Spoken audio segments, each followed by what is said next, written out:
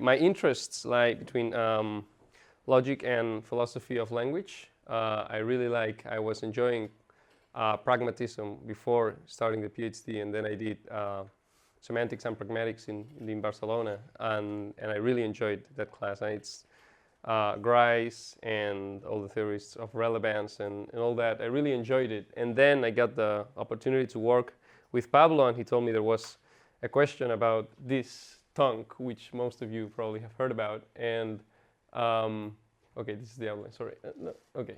Tonk is a controverted notion. It's mostly about inferentialism, but then we can also talk about it from different perspectives, which is basically what I like to do or like to think about. So we got this outline is quite outdated, but you can see that I'm going to talk about inferentialism and its relation with substructural logics. Inferentialism is a theory of meaning, which I will introduce. It's about the relations, about the rules. So what inferentialism says is that the meaning it's given by the rules of use. In logic, it's very easy to know what the rules are. Language may be a little bit more vague, but basically what you can do with something, with some word, with some expression, that's its meaning. We will see what we can do with tonk, because tonk is problematic, as you might have guessed. And then we will talk about radical substructurality, and then about David Ripley's 2015 proposal in Anything Goes, Toboy, Restall's turnstile, why cut fails, and then talk a little bit about conservative extension and what it does with inferentialism. Okay, inferentialism is the idea that the meaning of the expressions of a language, okay, this already I said, in the inferential relation. So using them as conclusions, consequences, or as premises, what we can do with an expression using them as a, is everything all right? Okay, so the meaning of an expression is how you can use it as a premise in a reasoning or how you can use it as a conclusion in a reasoning. That's what it means by inferential relations. And then substructural logics, it's what we all know more about. We find it in Gentzen sequence calculi, and there is a distinction, which we already mentioned, between operational and structural rules, which is useful. And here we have more or less the way Gentzen puts it. I think this is the other way of putting cut that Damian mentioned, the one with different contexts. And you got all the operational rules, which involve connectives, and then the structural rules, which don't involve connectives. Pryor's challenge to inferentialism, here I wrote it, being a dumb master's student, in instead of sequent calculi, which is what you would expect, I noted in natural deduction. But because there are many ways of putting Tonk's rules in sequent calculi, and the way that interests us is, if I remember correctly, wait a second.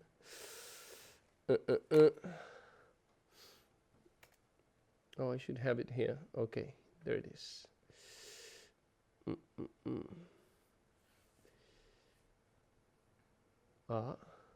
Sorry, I lost it. Okay. This is not it. Okay, I misplaced the paper. I'm sorry. Okay, the Tonk rules, there they are. So Tonk right introduction would be something like this. Then you can introduce Tonk. Okay. And then Tonk's left introduction would be like this. Okay, there is very many things wrong with these rules, but probably the way you can see these are the sequent rules for Tonk, which are basically those rules we translated. One of the many ways you can translate it to sequent calculi, which is not innocent, but we will not stop there. But there are many problems with this. Of course, the main problem has to do with rule of cut. Basically, you can get from any A whatsoever, any B whatsoever by using the rule of cut, which is bad because, for obvious reasons, it trivializes the system. And so Pryor's challenge to inferentialism is saying, okay, these rules are clearly defined, so is this connective meaningful? Belnap's answer is conservative extension, which says basically that if you introduce some new connective in a language which allows you to prove new things without using, it allows you to prove new things in the old language. So if in the conclusions you don't have any new elements, but you have used new elements to get to those conclusions, which couldn't be reached in the original language, then that doesn't conservatively extend the original language, because basically you are allowing for new proofs in the old language, which couldn't be done in the old language. So something is interfering there. However, conservative extension depends on the context of deducibility, and Ripley in his paper talks about swap, the rule of swap, which allows you to swap antecedent and consequent and in a sequent, and that trivializes with the connective conjunction. So in that sense, conjunction doesn't conservatively extend the language which has swap. So this is not that big of an argument against Tonk as Belnap would hope it was. So harmony theorists try to make it stronger. They try to find some inherent harmony to the rules, which someone here already mentioned, but didn't stop there, so I won't either. And because, well, it's very interesting actually, but yeah, it really, anyway. So traditionally, substructural logics were really, we were talking about the question about non-contractive logics. There's also non-weakening logics, but we didn't even talk that much about non-cutting logics or non-identifying logics, and that's because those rules are a little bit more delicate, which is why radically, what's the logic that tackle them are, oh no, I'm having the same, okay, now they tackle precisely those two. But according to Ripley, when problematic realities such as paradoxes come into play, cut seems to fail as a structural rule. So if you make Tonk meaningful by not allowing for cut, say, the question would be, okay, then what does Tonk really mean? This doesn't have a lot to do with logic. I hope you find it interesting anyway. I do. What I don't find interesting is that this is not working quite correctly. I'm trying so many times. Okay. Damian is interfering. Okay, yeah, okay. It's just I think we're thinking so hard now. The waves, the brain waves are interfering. Anyway, so Ripley to do this uses a turnstile which is due to Restel, so Sophie's supervisor. I've heard a lot of him and never met him. I really want to meet him. So what it is for a bunch of premises to entail a bunch of conclusions is that if you assert the premises and deny the conclusions, then you are out of bounds. Out of bounds, it's a notion which has to do with conversation. And being out of bounds in a conversation is when someone can call you out in a communicative situation. So if you are trying to communicate something to someone, you are engaging in a communicative act with that person. And then you say something which clearly doesn't make any sense with what you had said previously. That person can say, okay, I assume you are trying to communicate something to me, but the way you're doing it is clearly wrong, and you will fail in your task of communicating something to me if you continue this path. So please reconsider, or I will assume that you are not communicating something to me. That's a very, very long story, mainly due to me, so I'm not putting those words in Restel, but that's what I think he means by out of bounds. That's basically when you're out of the communicative situation. It's a very, yes, what kinds of things people can get away with in the conversational positions that they adopt. That's the shorter version, this one due to Restel. This I find very interesting because it has to do with Grice. It has to do with something I don't mention in this presentation, but I really, really like Pilar Terré's work. She's in Valencia and she works with precisely trying to adapt Grice's theory of implicatures to substructural logics, very interesting. So she basically says that with this conversational apparatus, you can actually explain differences as the ones which made Elaine and me discuss earlier about I have €1, but that means to you, or you say that means you have two. Those differences can be explained as Pilar Terres does, and I find it really interesting. And I want to do something similar with Tonk. Okay, so cut in this turnstile, what does it mean? So why does it fail in this turnstile? According to Ripley, this is not according to Restal. Okay, that means that if you've done some things that rule out your denying A, and you've done some other things that rule out your asserting A, then it's already too late. What you've done, it doesn't fit together. You've got to leave yourself a path. Okay, what this says is basically if I say something that rules out asserting A, so if I said something to you that you clearly understand that if I say that, then I don't accept A, I deny A. But then I say something that I cannot deny A, judging from what I said.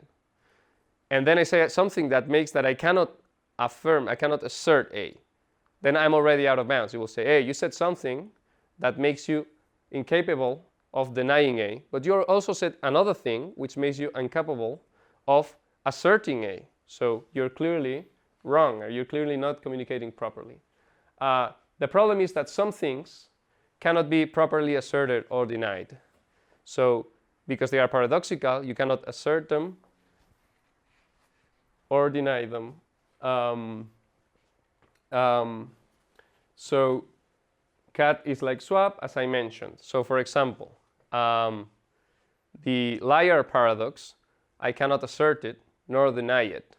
If I say to you, okay, it's anything, so it's a very good day today in Pamplona, which is probably controversial, but if I say that, I'm already leaving out asserting the liar paradox, and I'm also already leaving out denying it. But that doesn't mean I'm out of bounds, because the problem is not with me. It's not that I said something that makes the liar paradox unacceptable in any of those senses, undeniable and unassertable. It's just that the liar paradox in itself is unassertable and undeniable. This turnstile, as it doesn't have cut, it's intrinsically conservative because it makes for a system where you cannot cut any in-betweens. So the conclusions will have everything in the reasoning. And this is very important for inferentialism because this theory relies on the formula property. In order for every rule to define each connective, for the rules to define each connective, you need to, So you need the rules to stand for themselves. So if some rules depend on others, then you are not defining that connective. You are actually defining maybe another connective. So if you have all the rules are clearly, anyway, I could explain this better to you later, but it's not important now. The thing is that as a subproduct, it makes Tonk meaningful, okay? Because it doesn't trivialize a system because you cannot cut the in-between. So A will not yield B, it will yield A Tonk B and B. And you will be left with three things, A Tonk B, and B, which is probably useless, but crucially meaningful. So let's talk about Tonk a little bit. So first, it seems like Tonk has a peculiar relationship with the cut rule, and this has to do with the existence of paradox, the argument against cut, Ripley's argument, as we saw. So we talked about the liar's paradox, and maybe Tonk is just a way of saying when there is Tonk involved and it makes sense, then we have a problem. Because possibly there's something like this. So there is something we cannot deny, and here it is denied. And there is something we cannot assert, and here it is asserted. Because something I didn't explain, because again, old presentation, is that in Ripley's turnstile, what is to the left is asserted, and what is to the right is denied. Okay? There is no way, what the turnstile means is that if we are out of bounds, so if we assert and deny this, then we are out of bounds. Okay? Or if we assert everything to the left and we deny everything to the right, we are out of bounds, going back to the definition I gave earlier. Anyway, basically it seems to be something, so if tonk makes sense, if tonk has a meaning, then it's a meaning that indicates that there's something weird going on, apparently, because if not, it wouldn't make sense. So, and cut, we know, is a particular sort of generalization of transitivity. So it seems the problem could be with transitivity itself. So maybe, okay,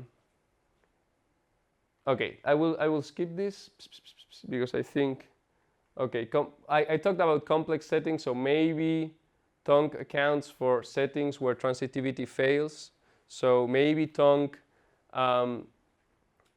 could be warning us that there should be some sort of connection between realities. It doesn't, that transitivity is not sufficient to posit a relationship between A and, so if A then B and B then C, then A then C, then tonk says, okay, be careful. No, A then C needs for something else.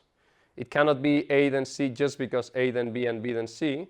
There needs to be some sort of connection between A and C. There needs to be some previous sort of connection between A and C in order to say that.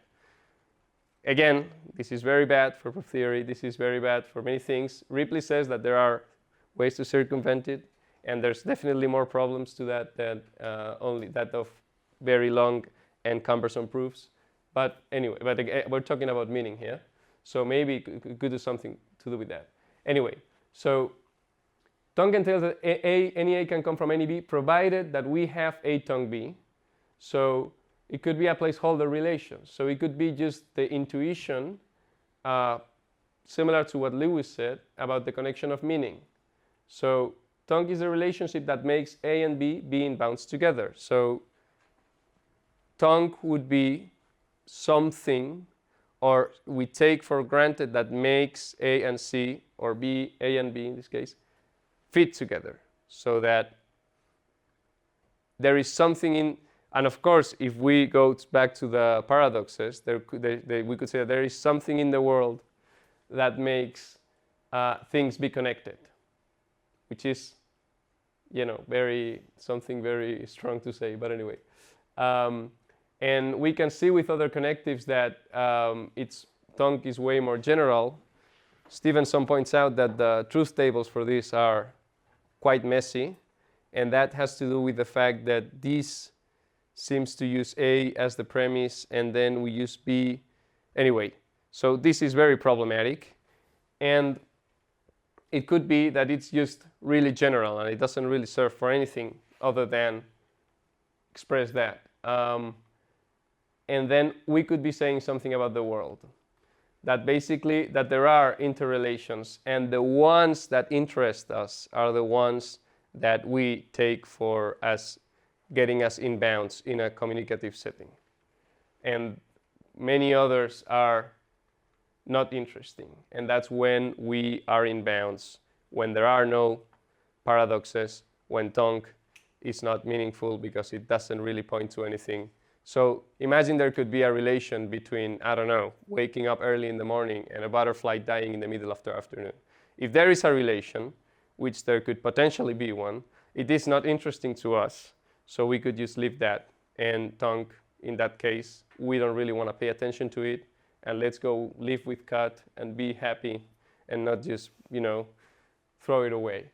So, but in the case where there are paradoxes, and then we have to go to the basics, and then, okay, maybe there is something which paradoxes don't respect that tonk does. Anyway, so tonk opposes cut and transitivity, tonk is for a relation between A and B in a conservative tonk style, and it may be the prophet for the complexity of the world. Okay, and now after this short presentation, I want to tell you that I've been working in more things which are interesting, and I found that Pilar Terre's works could do something with tonk because it's inherently violates the maxim of quantity of Grice, because you are always saying too much when you have mandatory conservative extension. So they could be something here we could explore.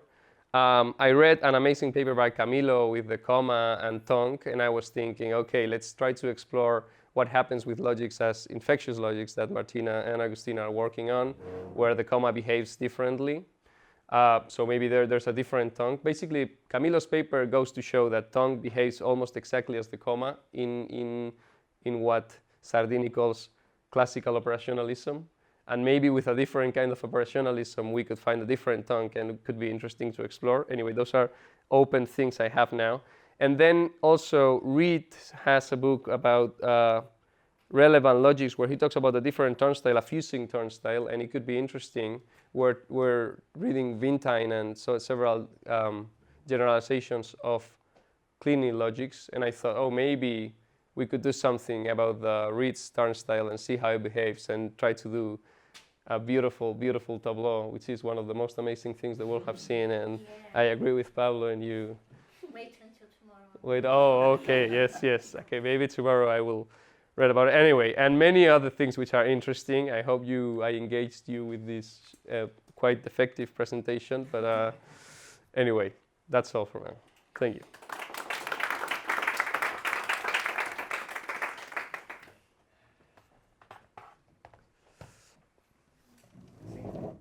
You have any questions? Okay, yes, please. So yeah, I have a couple, I think. The first one is an observation. So the rules that I use for tonk, I even double check are not this ones. I put A comma B on both sides. Otherwise, you would have to have also a rule for B and for A.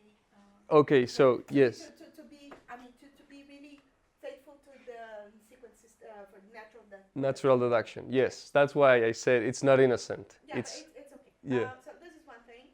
The other thing is that there's some things in your presentation that I found different from what I have in mind. So for example, when you say, oh, the bird A could beat the bird B and the bird B beats the bird C. So when you do this kind of things, you're not still in the functional kind of operators.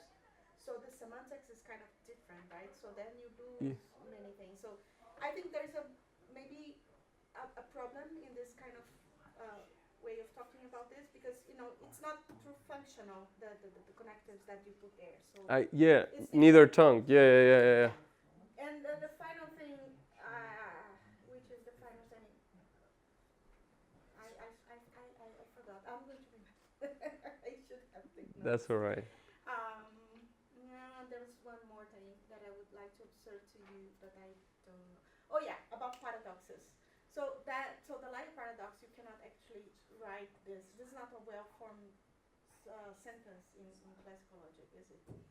Which one? The liar paradox. You say this sentence is false. Yes. You cannot say that in classical logic. No. On pain of triviality, the idea is that you could introduce some sequence rules that mimic the informal meaning of the liar paradox, but added to a classical system, it will trivialize, so it will allow you to prove B from A. But the idea is that in a cut-free, in some sequence systems without the cut rule, you can add these rules, and everything's. And I think it works for the Curry paradox, or is it? Well, basically, you can introduce for the liar paradox, so a rule telling you that lambda is the same as negation through lambda.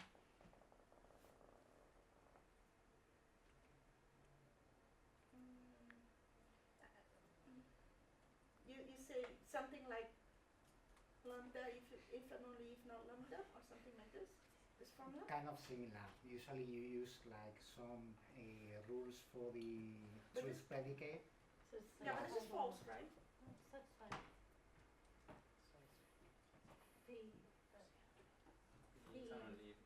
Yeah, you need a truth predicate. No, but the idea is very simple. I don't know if I'm saying something. No, it's just a different Yeah, so this is paradigm false. of So thinking. So it's lambda if and only if not lambda, this is false in classical logic. No. So Yeah, no, but Lambda. that's stipulated from the meta language, right? yeah, Oh. but So P denotes from also, lambda, right? you can derive negation through lambda. yeah, but the thing is that you cannot put in the cut rule No, something that's that what you cannot that's represent. what Sari was saying. Really? Right. Okay. Oh, yeah, maybe, I don't know, So sorry. the idea of Ripley, I think is very, in a sense, is very neat. So you can read the cut rule instead of reading it downwards. You can read it upwards. I saying, always do like this, yes. okay, so if you have a consistent theory, in the terms of Ripley, is something like, if you have a consistent theory, then for any formula whatsoever, either adding the negation will give you a consistent theory, or adding that formula will give you a consistent theory. And this is what Ripley says. This idea of extensibility of theories embodied in the notion of cut, this is what I reject. So he says there are theories that are consistent in themselves, but they won't guarantee that for any formula whatsoever, you adding either the negation, the assertion, or the rejection will lead you to a consistent theory. Okay, now I'm talking about something else. I mean that when you put the cut formula, a cut rule, like there, this is a syntactic kind of thing, right? So lambda should be a formula that you're cutting both Mhm. ways. And that linear paradox, it's not a formula, so that's my point. Okay, yeah. So it's a very syntactic kind of thing. I'm not discussing about, No, but so how we do things in formal theories of truth in the context of sequent calculus to simplify everything, we don't go to first order usually in the philosophical tradition. That's not needed. We work with extended propositional language where you have a truth predicate.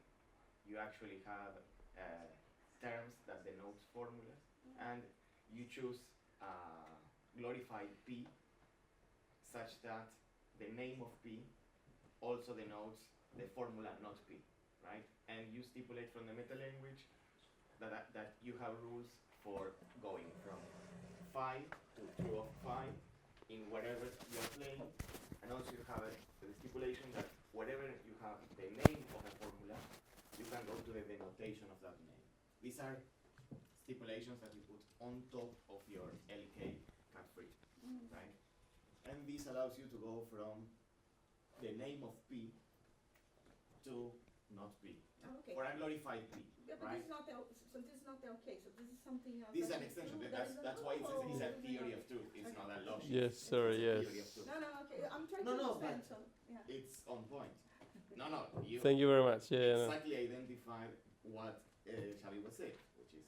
And by the way, the argument about the birds, that I didn't mention it because I already realized years ago that it was quite bad, and I didn't No, want it's to. not bad. But no, but It's it not is. bad. I just think that, well, you talk about sub-formulas, etc., and this was not really, this was not an operator that has this kind of meaning. You cannot talk about sub-formulas there because you're not using a truth functional operator there, right? So it's. Okay, yeah. Thank you very much. I know that, yeah. I love the new presentation. Oh, that's, of course, thank you so much. I Alain. love Tonk, by the way. You know? Yeah, me too, yeah. It's fascinating. It's obsessing, yeah. Thank Very you. good presentation.